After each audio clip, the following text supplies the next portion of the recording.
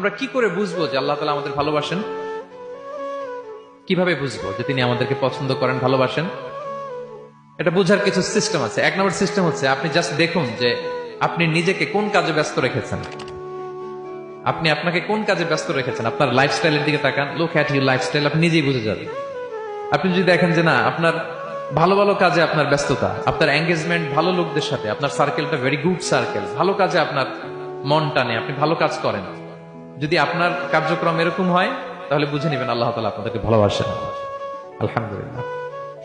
আর যদি দেখেন না, যত আকাম কুকাম আছে ওইটার সবার আগে আপনি, যেই কাজে আল্লাহর ক্রোধ আসে, আল্লাহ রাগ হয়ে যান, যেই কাজ ইসলামে করার নিষেধ, যেটাতে তার অসন্তুষ্টি, ওই কাজে আপনার এঙ্গেজমেন্ট, ইনভলভমেন্ট, আপনার সার্কেল গুলাও এরকম, তাহলে বুঝে নিবেন আল্লাহ ভালোবাসা, এই মহা সৌভাগ্য আপনার